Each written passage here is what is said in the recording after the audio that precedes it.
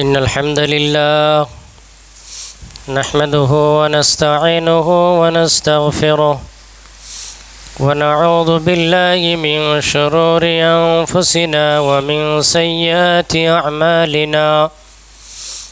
من يهده الله فلا مضل له ومن يضلل فلا هادي له. وأشهد أن لا إله إلا الله وحده لا شريك له وأشهد أن محمدًا عبده ورسوله. أعوذ بالله من الشيطان الرجيم. يا أيها الذين آمنوا اتقوا الله حق تقاته ولا تموتن إلا وأنتم مسلمون.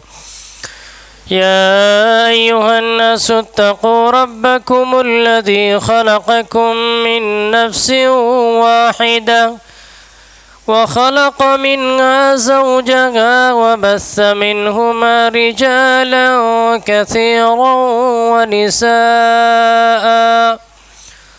واتقوا الله الذي تساءلون به والأرحام إن الله كان عليكم رقيبا. يا أيها الذين آمنوا اتقوا الله وقولوا قولا سديدا يصلح لكم أعمالكم ويغفر لكم ذنوبكم ومن يطع الله ورسوله فقد فاز فوزا عظيما. أما بعد فإن خير الحديث كتاب الله وخير الهدي هدي محمد صلى الله عليه وسلم وشر الأمور محدثاتها وكل محدثة بدعة وكل بدعة ضلالة وكل ضلالة في النار. فقد قال الله تعالى في كلامه المجيد: بسم الله الرحمن الرحيم. قد أفلح من زكاها وقد خاب من دساها. وقال تعالى: قد أفلح من تزكى وذكر اسم ربه فصلى. وقال تعالى: وأما من خاف مقام ربه ونهى النفس عن الهوى فإن الجنة هي المأوى. عن سهل بن سعد رضي الله تعالى عنه قال: جاء رجل إلى النبي صلى الله عليه وسلم فقال: يا رسول الله دلني على عمل إذا عملته أحبني الله وأحبني الناس. فقال: ازهد في الدنيا يحبك الله وازهد فيما عند الناس يحبك الناس. رواه ابن ماجه. معزز و محترم سامعین و سامعات حضرات،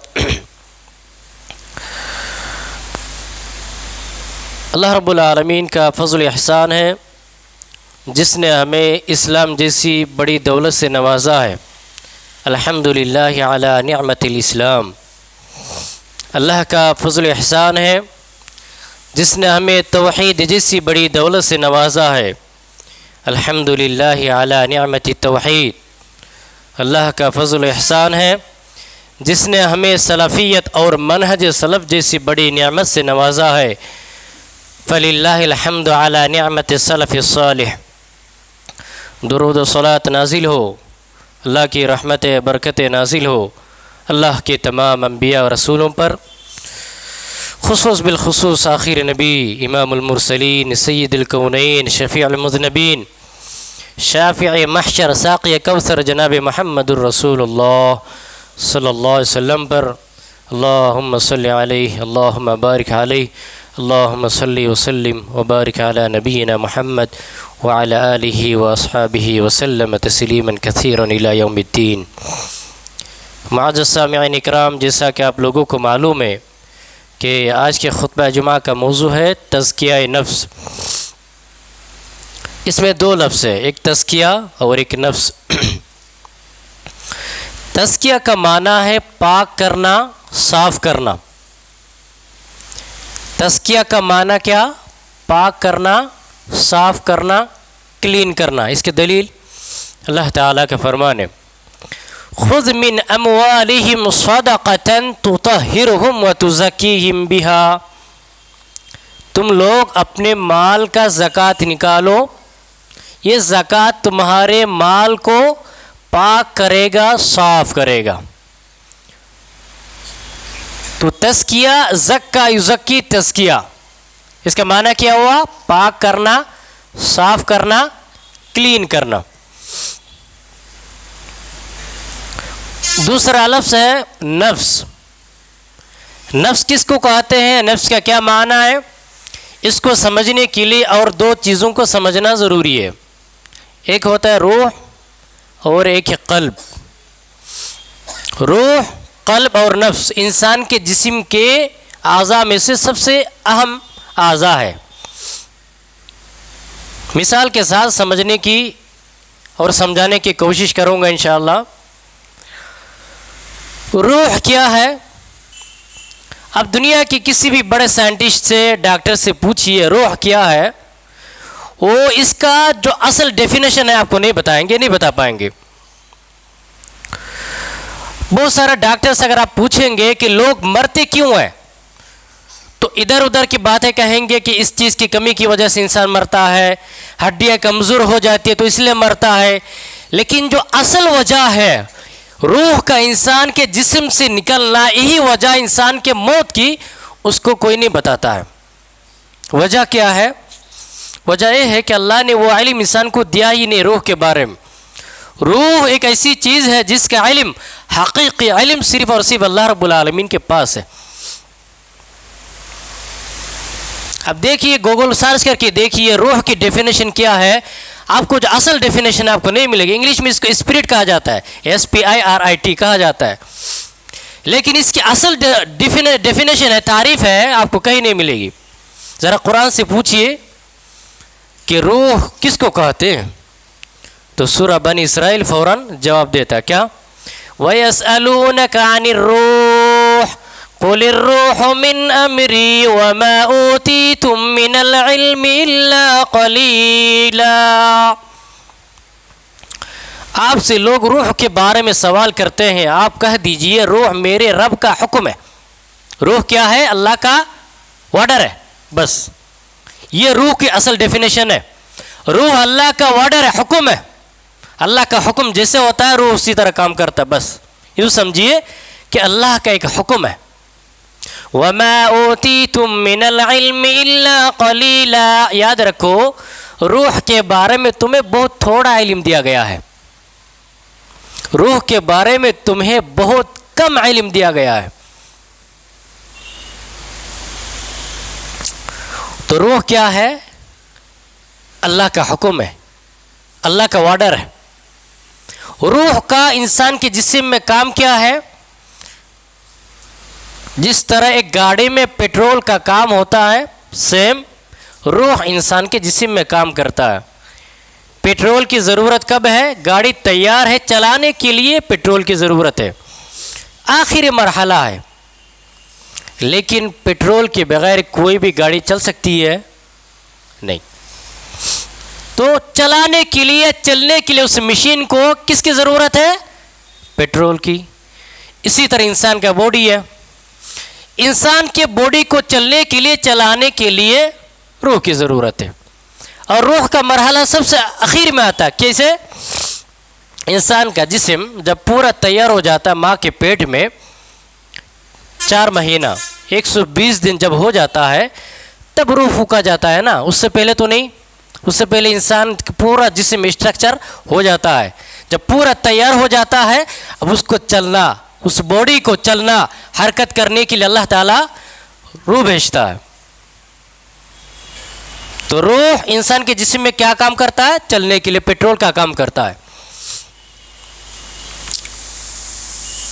تو یہ ہے روح کی اہمیت کہ روح نہیں ہے تو انسان کا جسم کیا ہے؟ مردہ ہے، لاش ہے. روح ہے تو انسان کا جسم جان ہے. تو روح کی ڈیفینیشن کیا ہوا؟ یہ اللہ کا حکم ہے، اللہ کا آرڈر ہے، یہ اس کی ڈیفینیشن ہے. اور اس کے بارے میں لوگوں کو علم نہیں ہے. ایک یہودی اللہ کے رسول صلی اللہ علیہ وسلم کے پاس آتا ہے اور پوچھتا ہے، سوال کرنے کے لیے، جاننے کے لیے، پرکھنے کے لیے، فور ایگزامینیشن کہ اللہ کے رسول کو اس کا علم ہے کہ نہیں. تورات کے اندر روح کا ذکر نہیں آیا ہے. تو دیکھتے ہیں کہ محمد صلی اللہ علیہ وسلم اس کے بارے میں علم ہے کہ نہیں ان کے پاس. پوچھتے ہیں کہ آپ روح کے بارے میں بتائیے. تو آپ صلی اللہ علیہ وسلم خاموش ہو جاتے ہیں.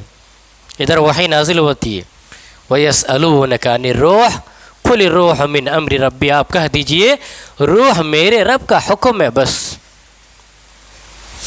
تو روح اس کی تھوڑی سی مفہوم ڈیفینیشن ہو گئی، سمجھ میں آ گئی ہوگی. اب آگے دیکھیے، دوسرا ہے قلب. قلب کا معنی پلٹنا.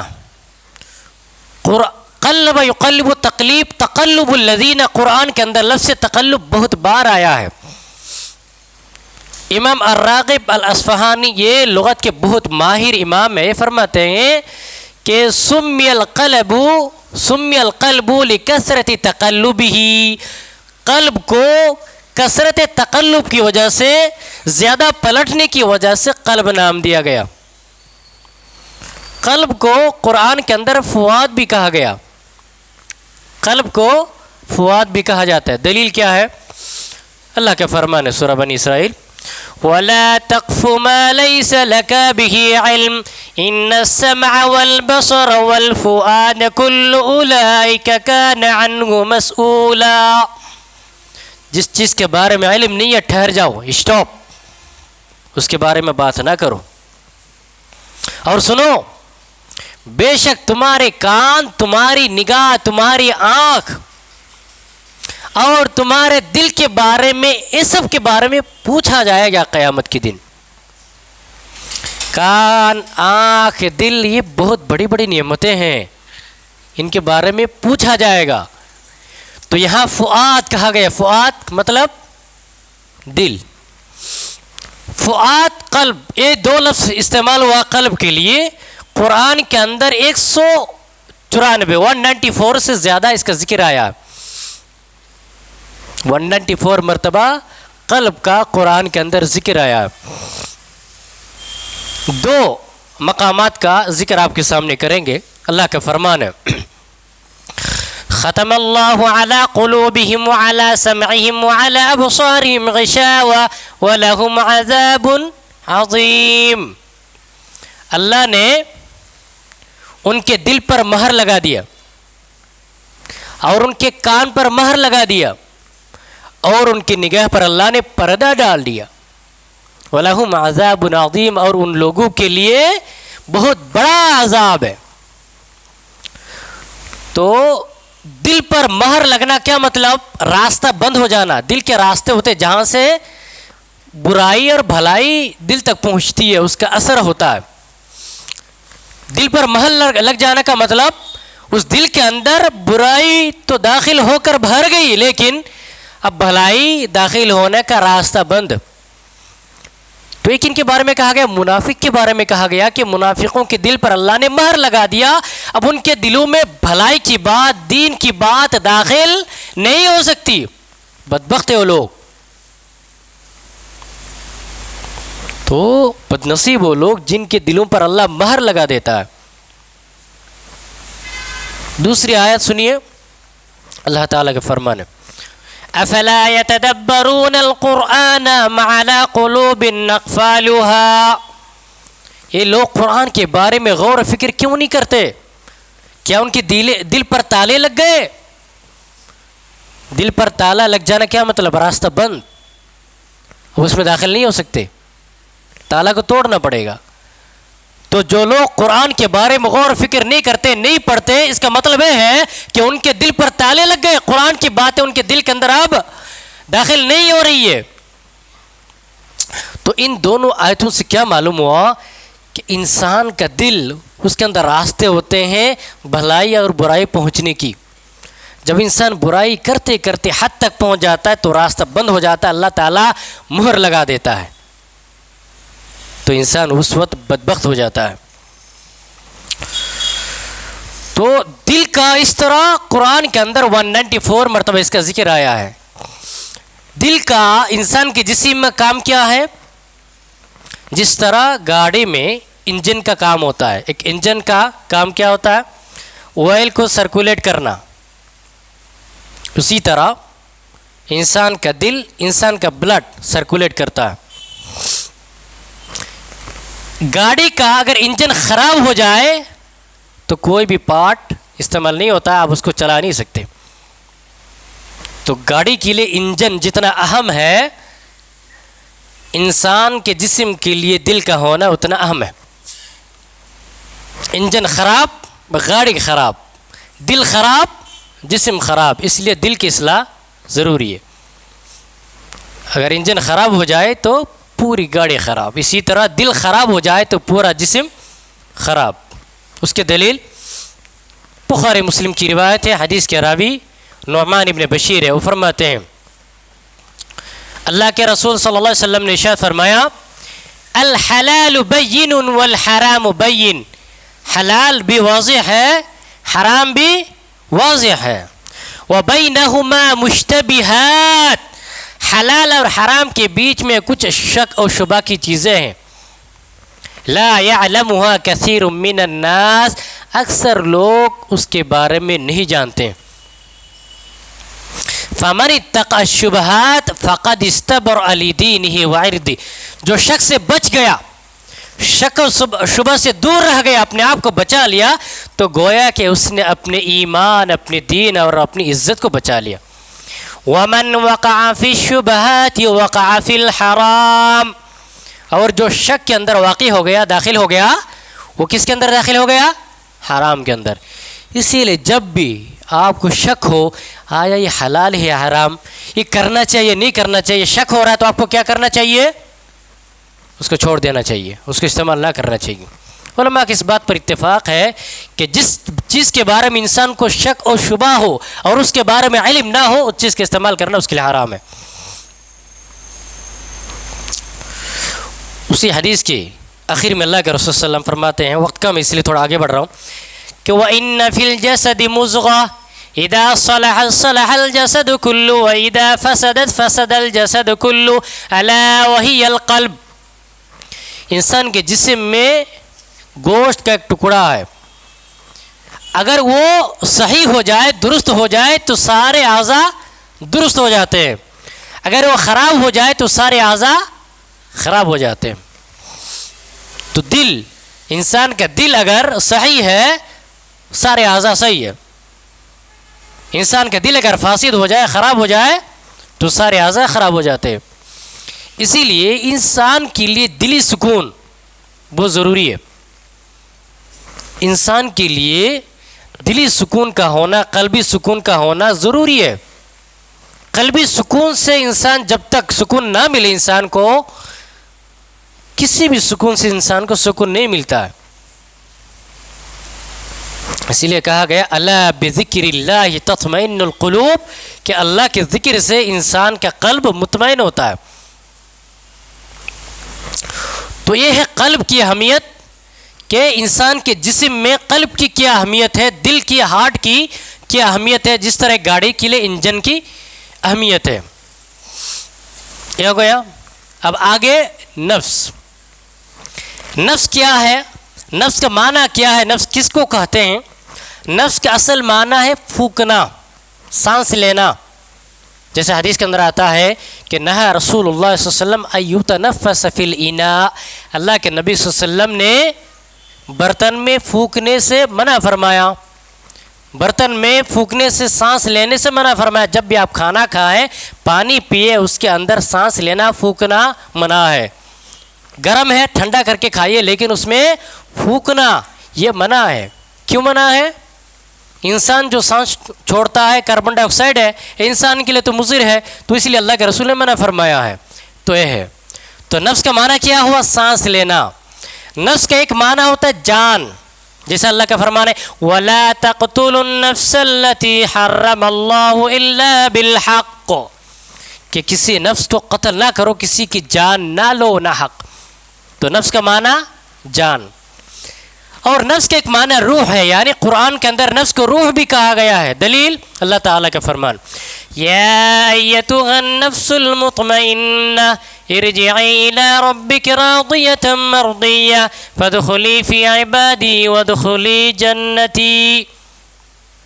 اے نفس مطمئنہ آ جاؤ، باہر آ جاؤ، نکلو اور اپنے رب کے پاس چلو. یعنی روح، ملک الموت روح کو کہتا ہے کہ نکلو. تو نفس کا معنی روح. نفس کا ایک معنی لغوی معنی سانس لینا، اور نفس کا ایک معنی جان، نفس کا ایک معنی روح، یعنی روح کو بھی نفس کہا جاتا ہے. تو نفس کی اصلاح کیسے ممکن ہے، اور نفس کی اصلاح کا یا تزکیہ کا طریقہ کار کیا ہے؟ تو تزکیہ نفس کا معنی کیا ہوا نفس کو پاک کرنا، صاف کرنا. نفس کو صاف پاک کلین کرنے کے دو راستے ہیں. ایک تو ہے تخلیہ.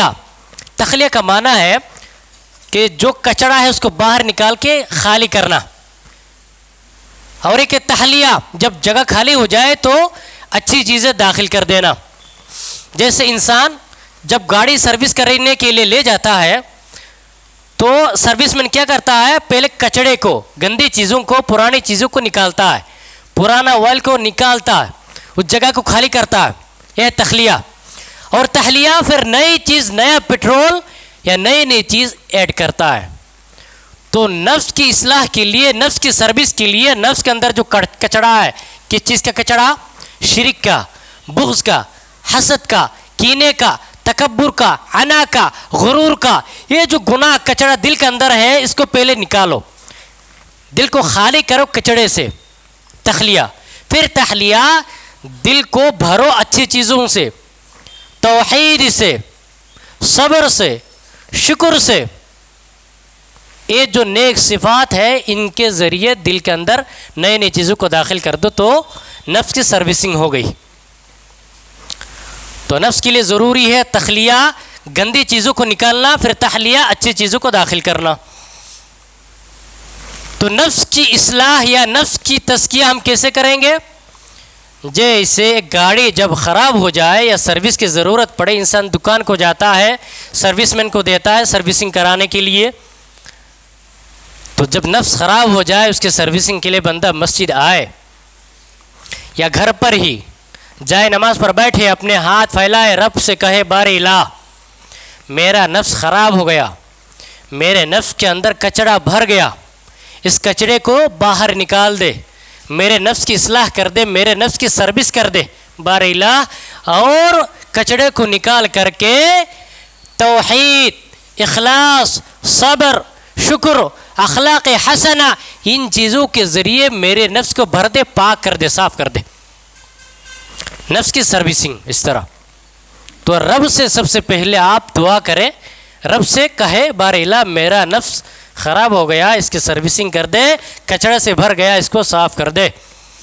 دوسرا تزکیہ نفس ہے محاسبۃ النفس. نفس کا محاسبہ کرے. نفس کا محاسبہ یعنی نفس سے پوچھئے کہ آپ نے آج کیا کیا. ہر دن سونے سے پہلے اپنے نفس سے پوچھئے کہ آج میں نے کتنا گناہ کیا، کتنا نیکی کیا. گناہ زیادہ ہے یا نیکی زیادہ ہے؟